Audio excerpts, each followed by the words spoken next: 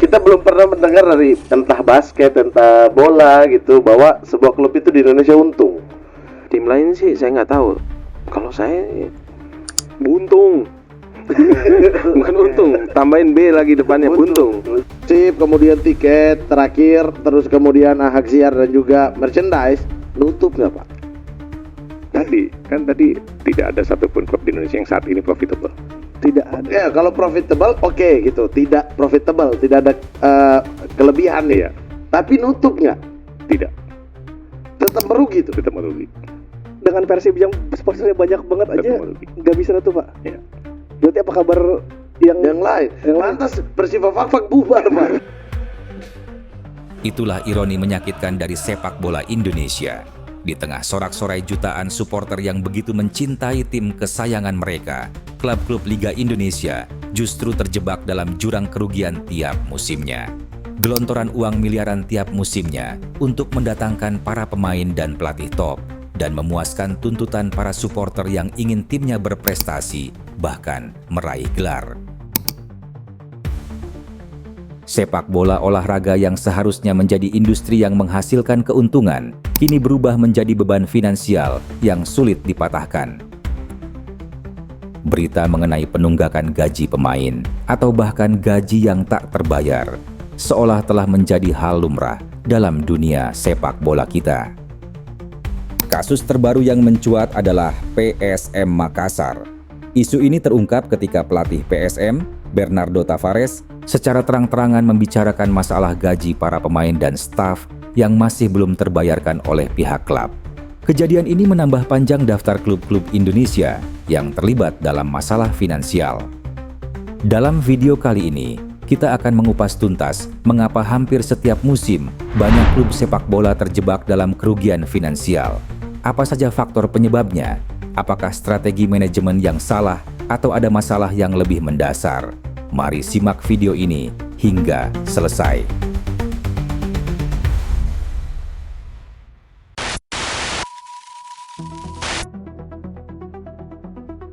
Mendatangkan pemain bintang ke Liga Indonesia adalah impian setiap klub. Klub-klub berharap bahwa dengan mendatangkan pemain asing berkualitas tinggi, mereka bisa bersaing di level Asia Tenggara dan menarik minat sponsor serta supporter.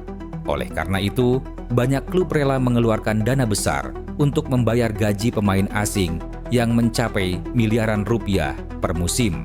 Adalah pemain yang sudah pernah tampil di liga terbaik Eropa. Juventus, Roma, Udinese, Charlton, dan Watford adalah beberapa klub yang pernah dibela Botak. Namun, biaya operasional klub tidak hanya terbatas pada gaji pemain saja.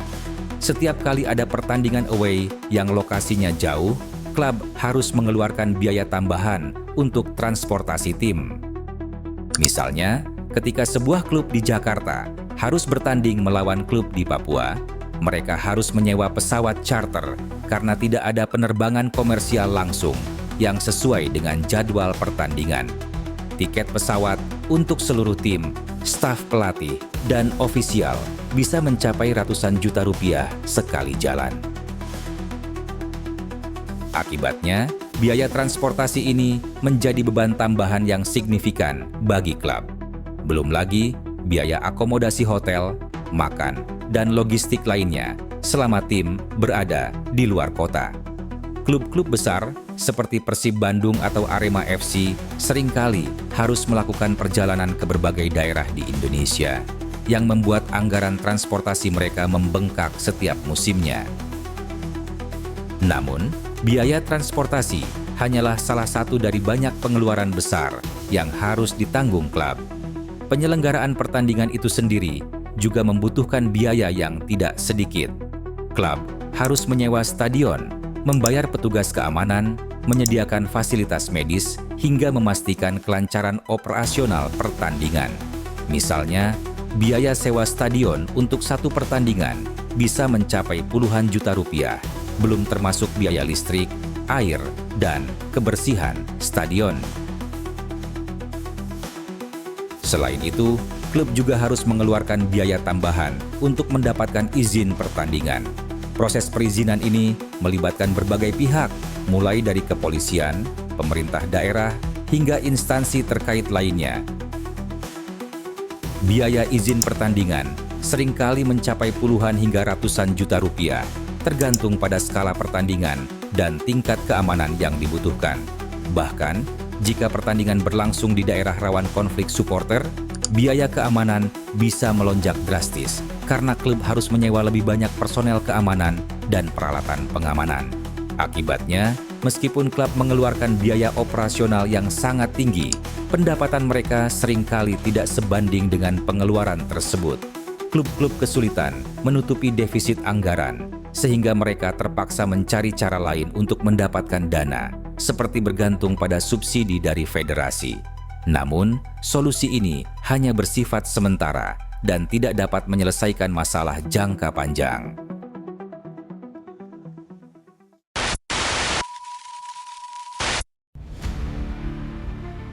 Di tengah badai keuangan yang menerpa hampir semua klub sepak bola di Indonesia, ada satu ironi yang menyakitkan. Sebagian fans justru mengkhianati klub kesayangan mereka sendiri. Bukan dengan mendukung tim rival, melainkan dengan membeli merchandise KW seperti jersey, kaos, jaket, atau hoodie tiruan yang dijual jauh lebih murah daripada produk resmi klub. Bayangkan, jersey resmi sebuah klub Liga Indonesia bisa dijual seharga Rp500.000 hingga Rp1.000.000, sementara versi tiruannya hanya berkisar Rp100.000 hingga Rp200.000. Bagi banyak supporter, harga produk resmi terasa terlalu mahal, sehingga mereka beralih ke barang tiruan yang lebih ramah di kantong. Tak hanya pembelian merchandise resmi klub, tapi dalam hal penjualan tiket, kita juga mengalami penurunan. Jumlah supporter yang datang ke stadion juga mengalami penurunan drastis. Banyak stadion berkapasitas besar, seperti 30.000 kursi, hanya diisi oleh 5.000 hingga 10.000 penonton setiap pertandingan. Beberapa faktor yang mempengaruhi penurunan ini antara lain adalah insiden Kanjuruhan, menurunnya daya beli masyarakat, serta banyak klub yang stadionnya sedang dalam renovasi, sehingga mereka harus berpindah-pindah home base. Kondisi-kondisi ini turut berdampak pada berkurangnya pendapatan klub secara keseluruhan. Namun, masalah tak sampai di situ saja. Dukungan sponsor untuk klub-klub Liga Indonesia juga masih tergolong sangat minim dibandingkan dengan liga-liga besar di dunia. Jarang sekali ada sponsor tunggal yang bersedia mendanai sebuah klub besar di Indonesia. Hal ini terjadi karena banyak perusahaan belum memiliki kepercayaan penuh terhadap klub dan liga kita yang selama bertahun-tahun diwarnai oleh berbagai masalah serius.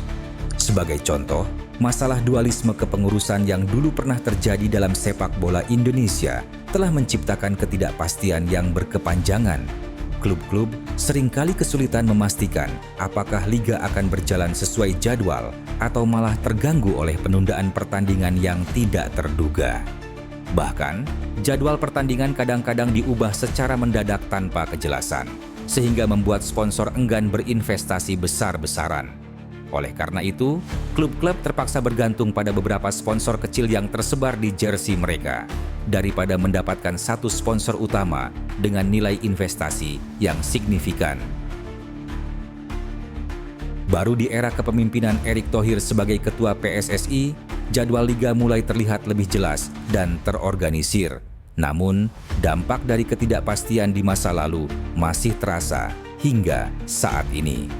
Sponsor besar membutuhkan waktu untuk membangun kembali kepercayaan terhadap liga dan klub-klub Indonesia. Akibatnya, klub-klub masih kesulitan mendapatkan dukungan finansial yang cukup untuk menutupi biaya operasional mereka yang tinggi.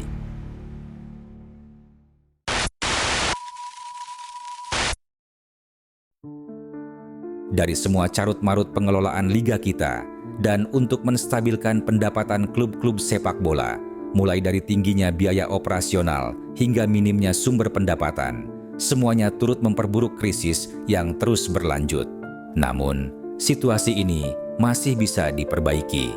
Ada berbagai langkah konkret yang dapat diambil untuk menciptakan ekosistem sepak bola yang lebih sehat dan berkelanjutan.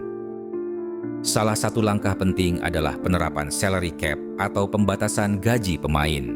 Dengan adanya aturan ini, klub-klub tidak lagi sembarangan dalam memberikan gaji tinggi, terutama kepada pemain asing.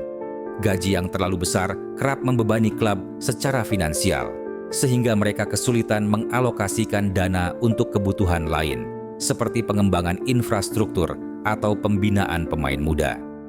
Dalam hal ini, Federasi Sepak Bola dan operator liga harus bekerja sama merumuskan aturan yang adil dan realistis terkait pembatasan gaji demi menjaga keseimbangan keuangan klub.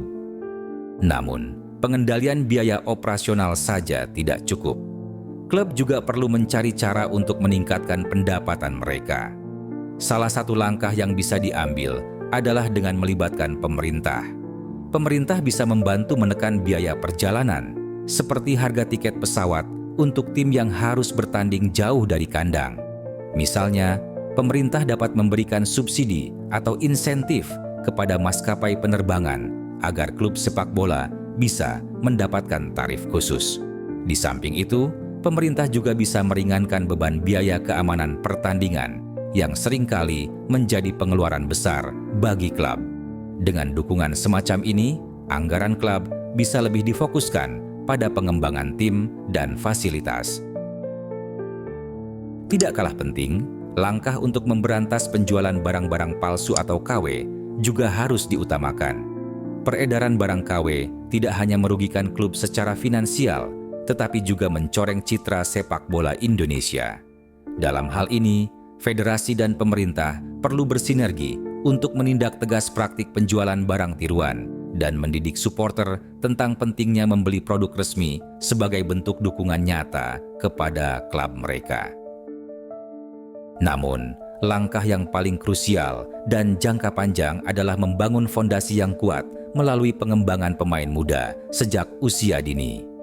Pembinaan yang baik akan menciptakan talenta lokal yang berkualitas, sehingga klub tidak perlu terus bergantung pada pemain asing dengan harga mahal. Dengan begitu, pasar transfer pemain lokal pun akan semakin berkembang dan berdaya saing. Pada akhirnya, jika semua pihak, klub, federasi, pemerintah, sponsor, dan supporter dapat bersatu dan berkomitmen dalam menerapkan solusi-solusi ini, klub-klub Liga Indonesia akan mampu keluar dari bayang-bayang kerugian yang selama ini menghantui. Hanya dengan membangun ekosistem sepak bola yang sehat dan berkelanjutan, Liga Indonesia akan mampu bersaing di kancah internasional dan menjadi kebanggaan sejati bagi bangsa.